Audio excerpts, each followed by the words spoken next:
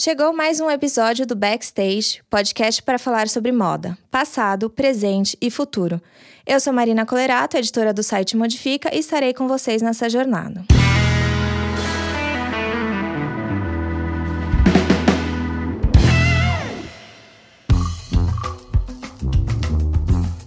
Estamos em mais um Backstage e dessa vez quem está comigo é a Day Molina. Ela é stylist e ativista.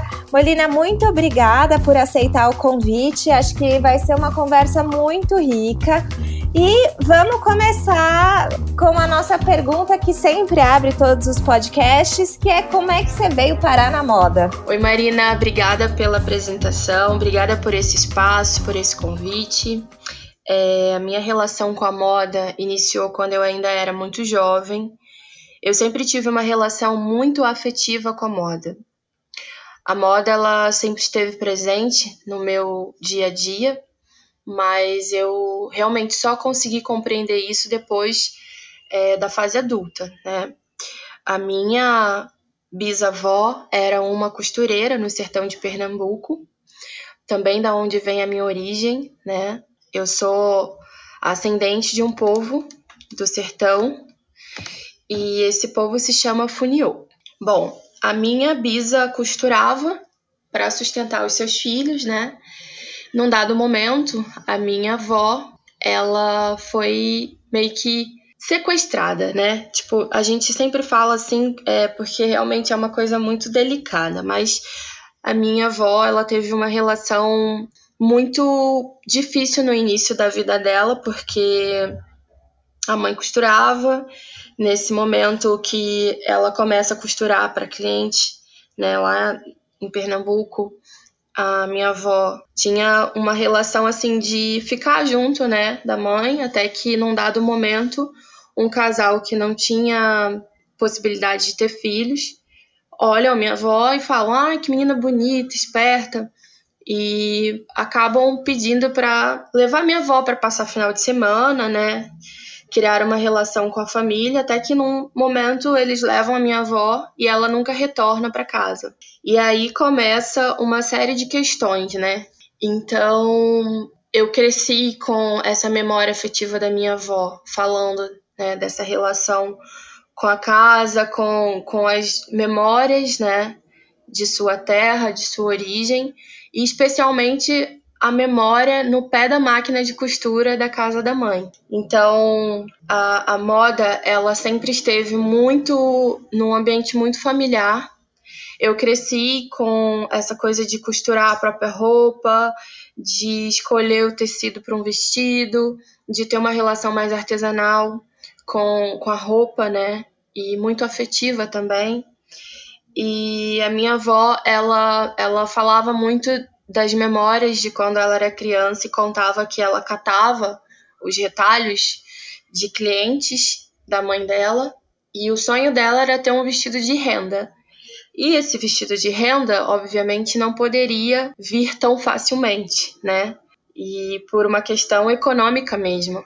Então ela catava os retalhinhos e ficava na expectativa de um dia criar um grande retalho para fazer um vestido de renda. E aí a minha avó, né, nessa expectativa da infância, ela nunca criou esse vestido de renda e eu cresci com isso na minha cabeça. Todas as vezes que a gente conversava sobre isso e ela falava dessa cena, eu sempre pensava. E aí eu cresço com essa ideia, né, de fator assim tão tenso, né, com relação a essa questão da roupa, e ao mesmo tempo tem esse lado muito positivo, muito bonito da memória da Nana. E aí chega um momento em que eu, adolescente, começo a criar as minhas próprias roupas, começo a cortar as minhas roupas, começo a confeccionar essas roupas e minha avó começa a trazer à memória, né, todos esses fatos que eu relatei, e ela começa a falar: nossa, você herdou esse dom da minha mãe, porque ela olhava o corpo de uma pessoa e ela costurava uma roupa sem tirar medidas. E até hoje eu sou assim. Eu sou zero técnica. Eu olho para alguém e penso, eu sei exatamente o que essa pessoa veste, e eu tento deixar esse lado intuitivo continuar existindo, sabe? Embora eu tenha essa relação com a técnica, eu acho que o lado intuitivo é uma coisa que grita muito forte dentro de mim. E eu me permito sempre sentir quando estou criando, quando estou pensando, quando estou executando algo que envolve essa temática da moda. E aí, assim, eu não tinha o desejo de trabalhar com moda, eu não tinha vontade de entrar no mercado de moda, nesse mercado convencional. Eu sempre fui muito crítica à indústria da moda e o que isso proporcionava na vida das pessoas. Eu venho de uma origem muito humilde, então eu olhava a moda como uma relação de total criatividade e não como uma relação de consumo, de preciso ter isso para ser aquilo. Eu nunca olhei a moda dessa forma. E eu acho que isso foi um fator muito importante na minha concepção como artista, como mulher originária demarcando esse território na moda. E aí, assim, para resumir, porque é uma história tão profunda, mas para resumir, eu passei na universidade e fui estudar ciências sociais. Isso não tinha nada a ver com moda. Só que quando eu chego na universidade, eu percebo que para me manter na universidade eu preciso trabalhar. E para garantir o meu sustento, as passagens, enfim, a minha sobrevivência na universidade, ela tinha uma relação total com o fato de eu ter que trabalhar para me manter ali. E aí um amigo meu do Pará me faz um convite para que a gente possa trabalhar com figurino num ateliê. Então minha relação com a moda começa de fato profissionalmente aí. Eu tinha 17 anos e eu começo a trabalhar nesse ateliê de figurino e a partir daí eu começo a flertar com os editoriais de moda. Me dou conta que o que eu produzia no figurino era muito legal, mas eu não vou para a área do teatro. Eu começo a pegar aquelas roupas e brincar com meu amigo no ateliê, fazer fotos e criar coisas muito loucas e diferentes. E eu me dou conta que eu amo aquilo, eu amo produzir a história da roupa, eu amo contar algo através desse olhar. E aí eu, enfim, tive a oportunidade de ir para a Argentina em 2010. E aí eu comecei a estudar e fazer o styling para alguns editoriais e revistas de lá da Argentina. Na Argentina eu trabalhei com algumas revistas em colaboração freelancer, como Las Rosas, Olala, que é uma revista muito antiga lá na Argentina, eu acho que não existe mais. Entre outras revistas e, enfim, trabalhos autorais com artistas também indígenas, argentinos também. Então, enfim, foi um pontapé, digamos assim. E dali por diante eu vim trabalhando com moda, desenvolvendo editoriais e campanhas. E aí o meu retorno para o Brasil também foi esse retorno de mergulhar nas pesquisas. E, enfim, e esse período eu trabalho como stylist desde então. E há 4 anos eu fundei uma marca que se chama Nalimo, que é uma marca minimalista, com uma proposta sustentável, onde eu também tento trazer essas temáticas para dentro da marca, né, que envolve a questão da pauta antirracista, entre outras questões e problemáticas, né, que eu vejo na moda. E então, antes de criar a Nalimo, eu também me questionei muito se eu precisava, de fato, colocar mais uma marca no mundo, né?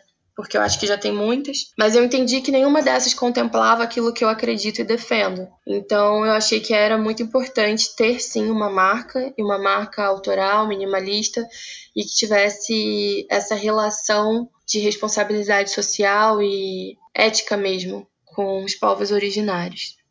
Eu ia te perguntar, você contou a sua história de como você chegou e uma história bastante familiar, né, nesse sentido dessa relação com a moda, e eu ia te perguntar exatamente isso, assim, quando você entra neste campo da moda, e esse campo criativo enquanto profissional, o que você sente que destoa ou te choca no sentido de talvez as práticas, as apropriações, como é que, porque daí eu acho que teve um pulo, eu não sei se é um pulo, né, mas não sei se pulo é a palavra, mas um caminhar entre a Molina que começou né, lá e foi para a Argentina, e a Molina hoje que também leva essa pauta dos povos originários, pauta antirracista para frente e por meio da moda. Quando que foi, assim, mais esse start, que eu acredito que sempre esteve com você pela tua fala, mas que realmente foi um impulso de vou falar sobre isso abertamente? Então, Marina, eu sempre tive muito incômodo sobre todas essas questões, né, que a gente conversa aqui, sobre todas essas problemáticas da indústria. Eu sempre tive muito incômodo mesmo. Eu nunca fui uma criatura que me importasse, por exemplo, com o look do dia. E isso gerou, no início da minha carreira, muita resistência, porque não resistência da minha parte também, mas muita resistência de outros profissionais que trabalhavam comigo, que falavam assim pra mim: você precisa publicar os seus looks, você é uma mulher super criativa, a forma como você chega nos bastidores para poder produzir uma modelo importa, as pessoas querem ver como você está vestida, as pessoas querem ver o que você está usando, o que você aposta. E eu olhava para isso e falava: gente, pelo amor de Deus, se eu tiver que fazer isso, eu nem vou entrar nesse lugar, porque, tipo, não é sobre o meu look do dia, é sobre a minha existência, sobre o quanto eu preciso trabalhar com isso também. E, sobretudo, é sobre a forma como eu enxergo a vida, assim. Eu não quero falar de look do dia, eu quero falar de problemas reais que acontecem todos os dias, sabe? Tipo, ninguém quer saber como eu cheguei nesse lugar, mas todo mundo quer saber como eu me visto para estar nesse lugar. E isso é muito agressivo, isso é muito violento. Só que, assim, naquele momento eu não conseguia me impor, digamos assim, me posicionar tanto quanto faço hoje. Eu já me posicionava desde sempre, só que eu achava assim que ainda era uma questão que me machucava uma série de questões que eu não acreditava, agredia, na verdade, né? Mas ao mesmo tempo, eu pensava assim, cara, preciso ser boa no que eu faço e mostrar que essa questão de look do dia não é o mais importante. E, enfim, e vou trazer outras questões. Só que, assim, foi um rolê que, na minha opinião, ele passou por várias fases. Eu era muito jovem quando eu iniciei a minha carreira com moda. Eu tô com 32 anos agora.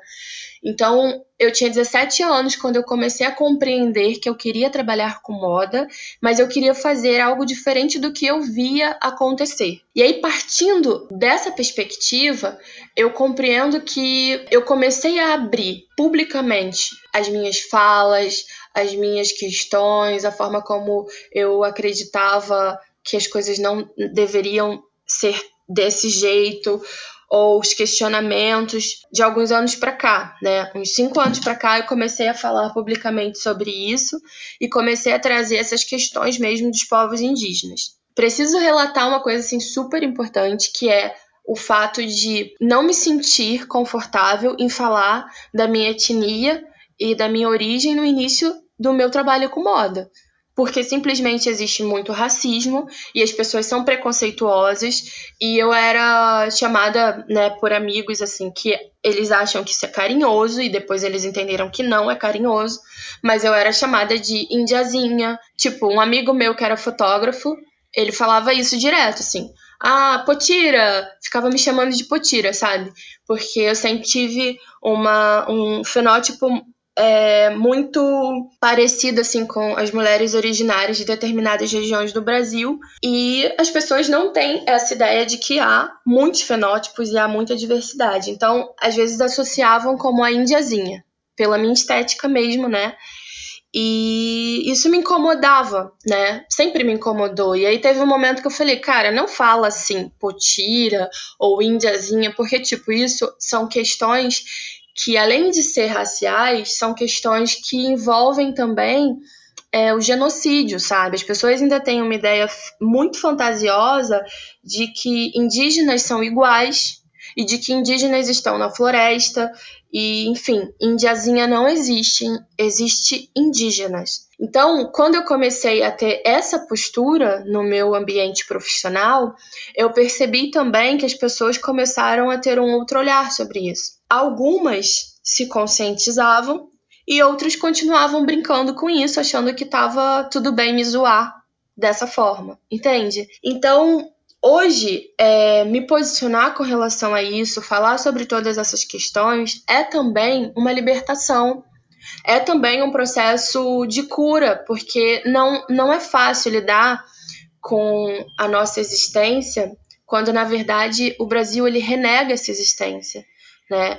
Os apelidos que eu vi sendo reproduzidos dentro do cenário de moda eram apelidos que me acompanhavam quando eu era criança, na escola ainda. Então, isso, para mim, é muito violento no sentido de que as pessoas continuam brincando com coisas super sérias e não tem a menor empatia, não tem nem mesmo o desejo de ir lá pesquisar, sabe? Dar um Google, ouvir alguém. Mas eles preferem, às vezes, reproduzir isso porque é mais confortável, não sei, parece mais interessante, do que ouvir o contrário, que isso está errado, que isso não é legal e que precisam parar. Então, não sei se eu respondi essa pergunta, mas eu acho que essa foi uma forma, assim, que eu entendi que eu poderia falar, sim, de assuntos urgentes e necessários como esses, mas no início da minha carreira eu não me sentia nem um pouco confortável. Além do mais, eu era uma stylist que estava iniciando sua carreira e totalmente insegura com uma série de questões, inclusive o fato de ser a única mulher indígena dentro de grandes bastidores.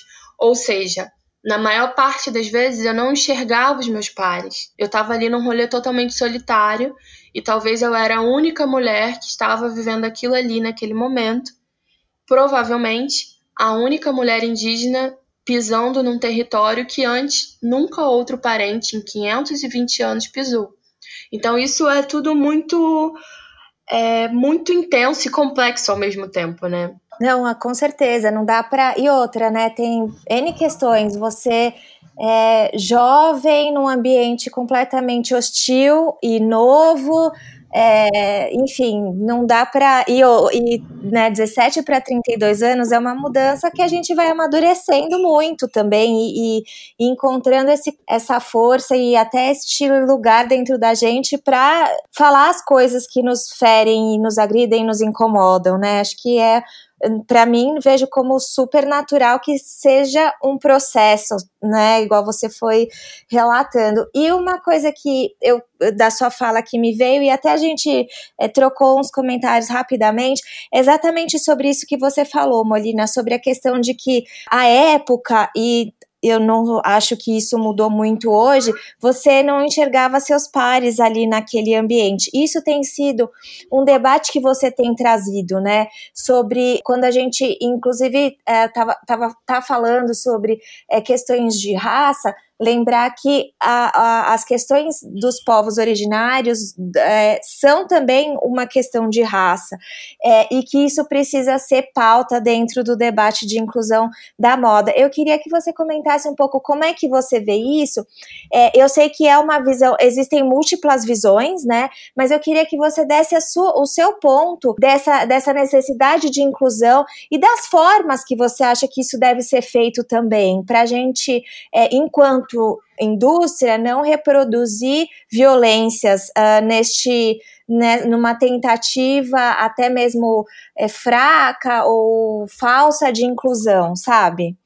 São várias questões, assim, né? Uma das questões, assim, que eu acho muito pertinente, e aí eu tô falando, assim, com toda tranquilidade no meu coração, de verdade, numa tentativa até mesmo educativa, né? Para que as pessoas entendam que, assim, quando uma pessoa indígena ela tem o desejo de atuar na moda e ela desiste de atuar na moda, porque além da moda ser um rolê super tóxico e um ambiente extremamente complexo e, enfim, racista e preconceituoso, excludente, é uma questão, assim, muito, muito, muito, muito louca, porque você furar essa bolha e se tornar um profissional reconhecido no mercado é quase impossível. Mas partindo do ponto de vista de que você realmente ama o que você faz, você quer fazer isso com propósito, com uma visão, sabe? Entendendo que é importante sim demarcar esse território,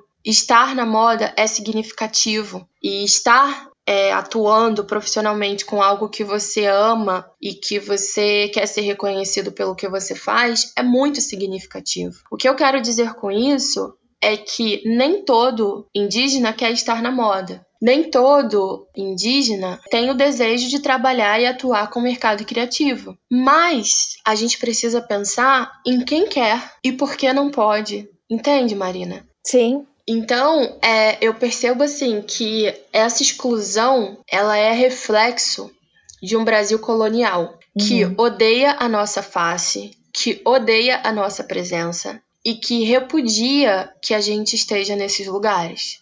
Esse mesmo Brasil colonial enxerga a gente nas matas, nas florestas, nas terras indígenas, mas não na cidade, mas não nos bastidores, muito menos nas revistas. A nossa presença em lugares predominantemente branco e elitizados incomoda muito. E eu sei que, apesar de não ser uma figura que tenha grande número de seguidores, eu tenho incomodado muito, porque acho muito relevante tocar nesses assuntos e falar dessas questões.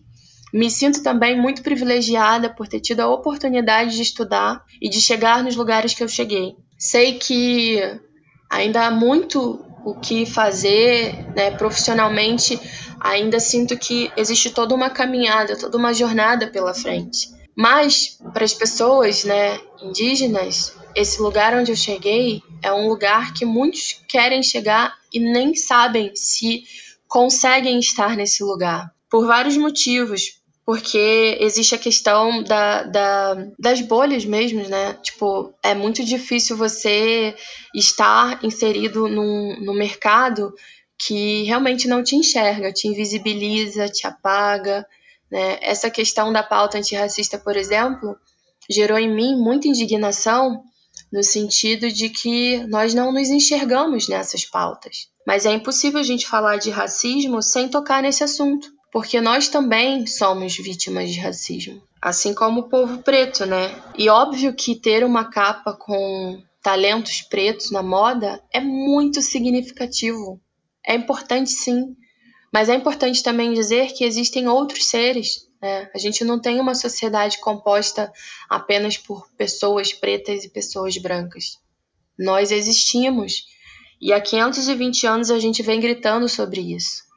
Hoje, a minha atuação na moda, ela vai muito além de ser uma grande profissional. Eu não tenho mais esse desejo de ser uma grande profissional reconhecida no mundo todo. Esse desejo de criança acabou. Esse desejo, ele é muito bobo. Hoje, o meu único grande desejo é que haja igualdade social, é que haja justiça social, é que a gente possa falar, por exemplo, de assuntos como esse sem parecer um ET. Sabe? Sem ser chacoteado. Eu acho que é, sobretudo, a gente trazer essas reflexões e entender que demarcar a moda também é importante, né? Então, hoje a minha atuação de permanecer na moda e fazer diferença na moda é uma atuação política também, porque o meu corpo, demarcando esse espaço, fazendo parte disso, é uma coisa muito significativa. E é, inclusive, falar das causas que eu defendo, que vão muito além da pauta indígena na moda, mas é, sobretudo, a pauta de sobrevivência dos povos originários. Não tem como a gente, né, para os povos indígenas estarem na moda, eles precisam sobreviver às diversas tentativas de apagamento e genocídio mesmo, né, que inclusive tem se intensificado tanto nos últimos anos agora. E você falou uma coisa que é muito importante, Molina, a gente ressaltar para quem nos ouve, e principalmente para quem não é da área, e que a gente aqui tenta falar às vezes sobre, embora também haja uma certa dificuldade disso ser levado adiante, mas é que a moda, ela é um campo hostil, excludente, tóxico, né? Acho que você usou todas as palavras. A gente ri para não chorar, porque você usou todas as palavras que a moda de fato é, né? Eu trabalhei um pouco como stylist em backstage de desfile, de revista, e daí você prova um pouco disso tudo, né? E talvez quem tá de fora não consiga nem imaginar o quanto esse ambiente é tudo isso que você falou. E quando a gente coloca essas questões somadas a você ser indígena, não branco, não dentro do padrão que a moda valoriza, e ainda num país como o nosso, é muito difícil as pessoas até tangibilizarem a complexidade e a dificuldade disso tudo, sabe? Mas eu queria muito ressaltar essa sua fala, porque às vezes é até difícil a gente dizer em palavras, porque o que acontece por trás dos bastidores, muitas vezes são até coisas que a gente não consegue nem colocar em texto, né, nem colocar em fala de tão agressivo, surreal e enfim, fora do comum que é a questão toda. Então, acho importante a gente ressaltar isso, porque quero que também os nossos ouvintes, você falou, não quero ser um ET, né, não quero mais ser um ET falando disso. Eu acho que quanto mais a gente ressaltar e dizer que sim, estamos num campo violento, mais as pessoas vão entender a necessidade de esse campo mudar, sabe? Isso é uma coisa que a gente tem tentado pensar sobre. E aí você traz uma questão que eu fiquei pensando aqui também, e talvez você possa comentar. Nestes últimos anos, nesses últimos tempos, você falou, por exemplo, como você se sente invisibilizada, né? Como os povos originários seguem invisibilizados, tanto na pauta racial, quanto na pauta de inclusão da moda. Mas você sente alguma mudança? Bom, você já está nessa trajetória há muito tempo, né? Então, alguma mudança positiva ou não, enfim, alguma coisa que você perceba de diferente nessa tua trajetória, mais pessoas acessando estes espaços, qual que é a tua percepção sobre isso enquanto profissional e enquanto ativista também? Não há mais pessoas ocupando esses espaços, né? É importante dizer que nós sempre existimos, sempre estivemos aqui, porém, nem sempre somos notados, percebidos e respeitados. Eu acho que hoje a minha atuação, embora ela não seja conhecida, na verdade reconhecida em território nacional, eu percebo que muitos indígenas que me acompanham, que tiveram acesso, né, a essa atuação ao longo desse período que eu venho falando sobre isso, essas pessoas sim se sentiram encorajadas a adentrarem nesse mercado e atuarem não só profissionalmente, mas de forma militante. Eu costumo dizer que eu gostaria de ser apenas estilista, mas quando a gente nasce num corpo indígena, não nos resta outra alternativa a não ser lutar. O nosso codinome é resistência. E aí, falar de resistência na moda significa falar também de pessoas que vão se conscientizando e compreendendo que o desejo delas de atuarem profissionalmente nesse cenário não pode ser um desejo romantizado. É como dizer assim, você quer trabalhar com isso? Beleza, então para de romantizar essa indústria, para de achar que tudo isso é muito tranquilo e glamourizado, e simplesmente arregaça a manguinha e vem lutar. Vem dizer por que é importante ocupar esse espaço e vem, inclusive, colocar isso nas suas criações. Por exemplo, lá no meu Instagram, tem vários indígenas que me seguem e são estudantes de moda. E que eu super me abro, não só para tirar dúvidas, mas para incentivar, para encorajar e para dizer que sim, é muito importante ter outros indígenas também ocupando esse espaço. E aí uma das questões é que, assim, colocar, por exemplo, todas essas reflexões numa coleção é extremamente exaustivo. É extremamente também necessário, né? Mas é bem chato, assim, quando você só queria criar uma roupa e falar, nossa, eu só quero criar uma roupa, eu só quero criar uma estética que me agrada. E aí quando você lembra de tudo que acontece, né, de tudo de pior que acontece com as pessoas de sua origem, né, com os muitos povos originários, você fala, caraca, mas se eu for criar só uma roupa e só uma estética, não vai rolar. Porque eu preciso falar desse genocídio, eu preciso falar desse apagamento, eu preciso falar que tem pessoas morrendo nas suas terras de origem, sabe, sendo violentamente assassinadas por protegerem o seu território. As pessoas da minha origem, pessoas indígenas, né, de forma geral, já nascem sofrendo. Eu acho que pra gente, quando a gente pensa na moda, é um negócio assim que pode vir sim carregado de propósito, mas ao mesmo tempo é tão superficial quando a gente lembra que existem territórios sendo exterminados, sabe? É difícil pensar, poxa, a gente está enfrentando uma pandemia e tudo que a gente queria era ter paz para poder cuidar dos nossos anciões, de ter recursos para poder enviar para todas as terras indígenas que estão passando por situações difíceis. E aí a gente precisa lembrar que é necessário respirar, sabe? Ter fôlego para lutar. Então nada é fácil, nada é simples, tudo isso é muito desgastante. Embora eu ame muito fazer o que eu faço, tem dia que eu acordo e eu penso, cara, que coisa estressante poder ter que lembrar disso, sabe? Ter que enfrentar tudo isso e falar, cara, eu luto pela minha existência, sabe? Tipo, os meus parentes estão lutando por sua existência.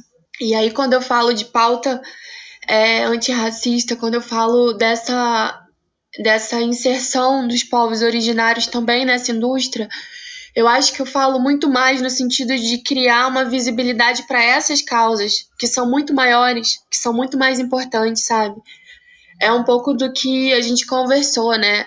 É muito difícil a gente falar dessa inserção do indígena na moda, quando na verdade a gente está lutando para que a gente continue sobrevivendo, sabe? E hoje nós somos menos de 1% nesse país, um país originário que foi invadido, foi violado, sabe? E resistir é a única alternativa que a gente tem. Então imagina quão complexo isso é quando a gente olha para essa indústria e pensa, caraca, como é possível ter espaço nessa indústria que não nos enxerga, uma indústria capitalista. Que, tipo, a nossa vida vale o quê para essas pessoas, sabe? O que faz sentido ouvir uma jovem stylist de origem indígena que vai falar de um monte de coisas problemáticas que a indústria não quer ouvir. Então, eu acho que é bem mais difícil do que se imagina, sabe? Então, quando eu criei na Limo e decidi fazer essa ideia, né, da marca ser minimalista, era para destruir essa ideia, né, do estereótipo imaginário que as pessoas colocam associados aos povos indígenas. Então, muitas pessoas acham assim, mas se você tem uma marca, essa marca tem que ter um monte de referência de grafismos indígenas e de relação étnica com a sua origem e blá, blá, blá, blá, blá. Só que assim, quando eu me proponho a criar uma marca minimalista, é justamente para provocar isso. É para dizer que, não, peraí, eu sou livre para manifestar a minha criatividade como eu acho importante manifestar. E o fato da minha marca ser minimalista é também uma forma de dizer que, ok, a gente pode fazer aquilo que a gente acha ideal. Não é sobre o seu mundo ideal, é sobre o meu mundo ideal, é sobre o meu olhar sobre isso. Quando eu proponho uma marca minimalista, eu proponho também a proposta de um armário cápsula, né, em que a gente use menos, em que a gente consuma menos, em que a gente tenha uma relação mais responsável com a quantidade de roupas que a gente tem. Então, quando eu coloco a ideia de que não faço uma coleção por temporada, eu faço uma coleção que, na real, ela vem muito do meu processo particular, no meu tempo, entendendo que não preciso estar dentro de um calendário da moda, nem num fashion show. Eu só quero falar daquilo que eu visto, sabe? Eu criei a marca porque eu usava preto, branco e cinza, sempre.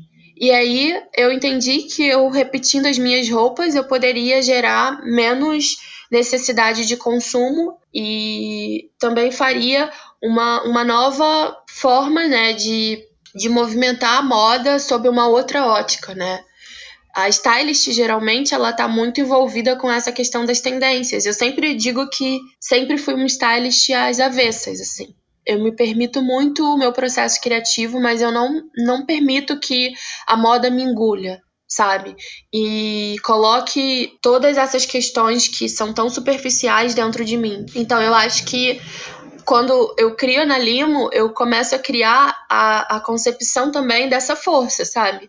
De dizer olha, eu não compactuo com tantas tendências, eu não compactuo com tantas coleções, eu não compactuo com uma série de questões que envolvem o desmatamento, que envolve um consumo exagerado na criação de uma peça.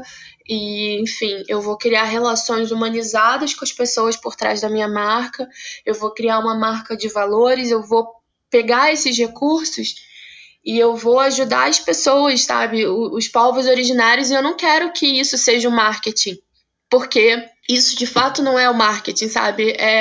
O que eu faço offline é mais importante do que eu tô criando ali online. E eu sei que esses recursos hoje, eles me permitem ter uma vida digna e dar dignidade também às pessoas que trabalham comigo. Sobretudo, ajudar também os povos originários. Óbvio que eu não consigo ajudar 305 povos, mas eu posso criar, por exemplo, uma relação com algumas aldeias e terras indígenas e pessoas que trabalham com artesania e falar, olha, eu vou me comprometer com algumas aldeias, eu vou me comprometer com alguns povos, eu vou criar essa relação de conscientização e vou tentar transmitir o máximo de informações para que as pessoas enxerguem essas populações originárias e para que elas respeitem essas populações originárias e compreendam que sem floresta não vai existir moda, sem floresta não vai existir vida e nem futuro e nem amanhã. Então, eu acho que a Nalimo existe justamente para passar essas mensagens, né? E para também me permitir sobreviver e continuar falando disso, porque hoje empreender nessa marca se tornou uma atuação militante também. Empreender na Nalimo significa gerar empregos, empreender na Nalimo significa possibilitar que um estudante indígena possa se manter numa universidade, significa abrir a porta da minha casa, que hoje eu estou numa cidade e eu tenho acesso a muitas coisas que muitos dos meus parentes não têm. Então, quando eu abro a porta da minha casa e recebo um estudante indígena que estava muito longe, que não podia fazer uma universidade, ou que, se tivesse na cidade, passaria necessidades, eu acho que é sobre isso, sabe? É sobre esse acolhimento, é sobre abraçar essa causa e não precisar falar disso, por exemplo, na internet. Eu não falo disso. Porque eu não quero usar isso como uma ferramenta de marketing, eu não quero dizer que estou fazendo algo muito grandioso. Que na real o que eu estou fazendo é muito pequeno, mas é tudo o que eu posso fazer, sabe? E é genuíno, que é mais importante do que qualquer outra coisa. Então, eu acho que é um pouco isso, sabe? Sim, não, total. Eu acho que a gente também tem essa. Isso é muito importante que você falou, assim. É o que eu posso fazer e é genuíno. Hoje é mais importante do que. Às vezes eu penso que é mais importante do que. Nossa, grandes projetos e não sei o que. É mais importante a genuinidade e fazer o que você pode dentro do que você realmente acredita, né? Porque rapidamente também a gente, dependendo de onde a gente tá, a gente acaba tendo que abrir mão de algumas coisas, né? Para conseguir tocar para frente, abrir mão de algumas ideias, valores, etc., para conseguir se manter, assim. Então, eu acho que é super relevante quando você fala que, cara, é o que eu posso fazer dentro e, assim, mantendo todos os meus valores e todas as minhas ideias, né? Eu acho que isso é muito, talvez seja uma das coisas mais importantes. Molina, a gente está caminhando para o fim, eu vou deixar no nosso site o link do seu perfil, o link da Nalimo, tem o Instagram que eu já vi aqui. Tem uma mensagem, alguma coisa que eu não te perguntei, algo que você queira falar que não teve a oportunidade, enfim, acho que agora é o momento de você falar, ou a mensagem final que você quer passar para quem está nos ouvindo. Bom, quero agradecer a você essa oportunidade dessa troca muito rica. Eu me emocionei muitas vezes aqui conversando com você, porque eu nunca entro num papo como esse ou numa entrevista armada, sabe? Eu nunca entro armada. E eu acho que essa é a grande força, né, de tudo isso, porque eu me permito me emocionar, eu me permito sentir, e eu me permito também que a força dos meus ancestrais fale por mim. Então, esse processo de falar sobre essas coisas é muito importante, mas também é muito doído, porque vem carregado de muitas emoções, de muitas memórias e de dor também, né? Porque é difícil lidar com uma política genocida que acaba com os povos originários e que não os assegura de nada. Então esse é um momento muito delicado. Eu me emociono muito quando eu falo também, porque eu tenho muito carinho por essa causa, muito respeito. Eu tento fazer toda essa conversa, todos esses diálogos sem me apropriar de várias questões, porque são coisas muito, muito distintas, né? E eu não posso falar por todos os povos indígenas, eu não posso falar por todas as populações originárias, mas o meu lugar de fala quanto mulher indígena, urbana, né, ocupando esse espaço na moda, ele tem sido muito necessário, e eu sei que essa é uma estratégia também de trazer à tona essas discussões tão urgentes, né? E eu tenho colocado para fora todas essas escritas que estiveram por tanto tempo guardadas em segredo mesmo, assim, que era o meu processo, né? Que na verdade é o meu processo de cura, é o meu processo de desintoxicação por todo esse tempo que eu estive dentro da indústria e permaneci calada. Então eu acho que esse é um momento muito revolucionário, que é chegado o tempo em que a gente não pode mais silenciar, não pode mais compactuar com nada disso. E às vezes eu me sinto bastante cobrada, assim, de forma muito pessoal, né, particular. Eu mesma me sinto como alguém que fica se cobrando, porque eu fico pensando, poxa, todos esses questionamentos tivessem à tona antes, talvez muitas coisas estariam diferentes agora. Mas eu tento ter empatia por tudo isso que eu vivi, por tudo isso que eu tenho vivido, e respeitando também os meus processos particulares, que não são fáceis. Então eu acho que todas essas reflexões que hoje eu coloco para fora, né, e às vezes eu tenho certa resistência em colocar, porque sempre são carregadas de tantas questões, essas são as ferramentas que eu tenho usado para lutar. Eu estou escrevendo um livro, e no meu livro eu falo dos meus processos pessoais em ser uma mulher indígena, nesse meu processo também, né, da conexão ancestral, da relação intensa que eu tenho com a minha origem materna e também a origem pela qual vem, né, a minha ascendência indígena. E em meio a tudo isso, eu também tenho falado no livro sobre esses processos, né, da indústria criativa, da indústria da moda, e como esses processos também afetam a nossa existência. Para concluir, eu gostaria de dizer que uma criança indígena que cresce sem referências, seja na TV, seja na música, seja numa revista, seja numa marca, seja numa publicidade, seja onde for, né? E o que a moda produz nos exclui profundamente, porque essa criança indígena, ela muitas das vezes, por não se enxergar nesses espaços, ela cria uma relação de total baixa estima, sabe? É uma relação de, tipo, não pertenço a esse mundo, não me enxergo nesse lugar. Isso não quer dizer que todas as crianças indígenas queiram estar nesse lugar. Mas existe uma problemática quando uma criança indígena olha uma boneca branca de olhos azuis e cabelos loiros e não se enxerga. E aí a outra questão também é que essa criança, ela cresce com a ideia de que alguns lugares não são apropriados para ela.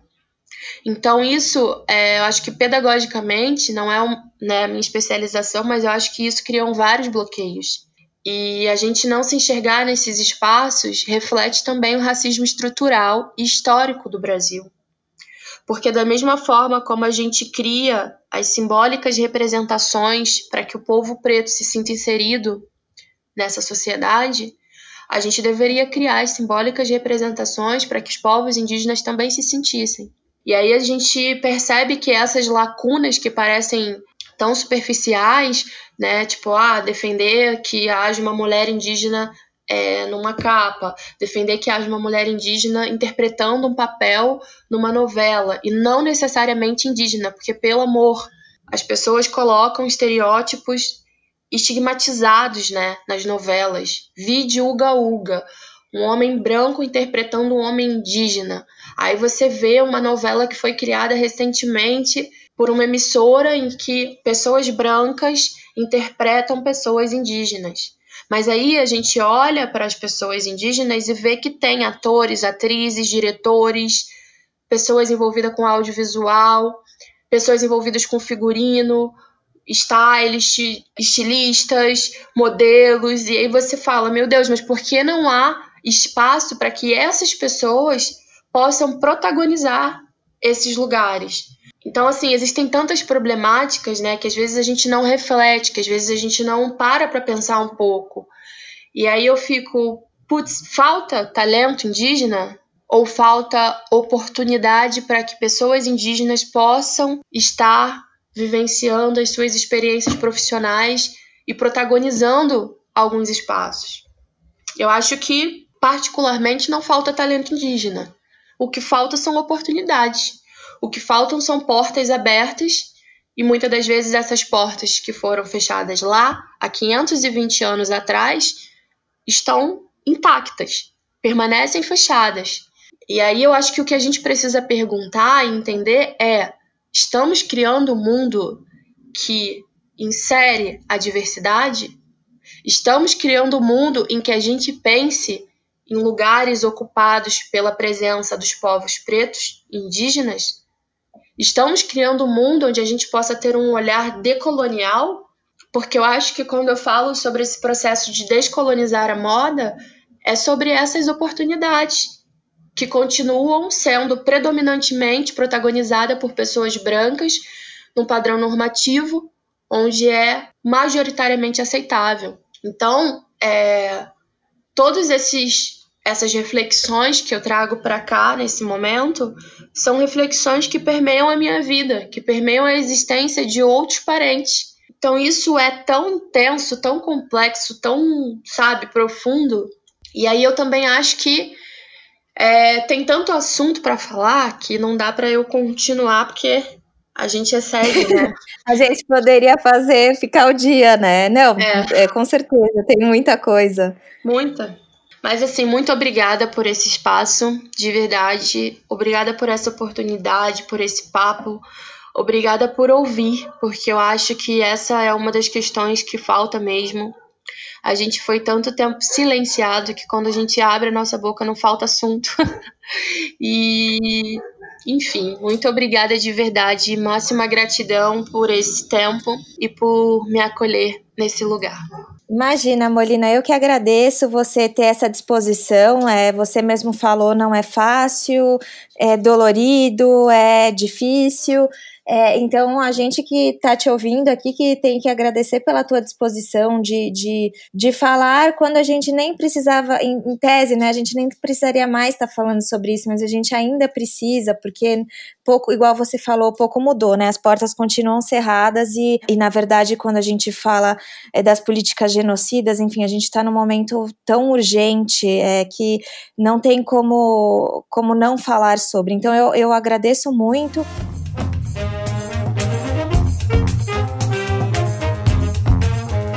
O podcast Backstage é uma produção do Modifica. Se você gosta de ouvir este e nossos outros podcasts, não esqueça de assinar o Clube Modifica. Colaborar financeiramente com o jornalismo independente é a melhor forma de manter nosso conteúdo livre de paywall e com cada vez mais qualidade. Lembrando que quando você colabora com o Clube Modifica, você remunera uma série de profissionais que fazem o Modifica acontecer. Acesse modifica.com.br/apoie e saiba mais.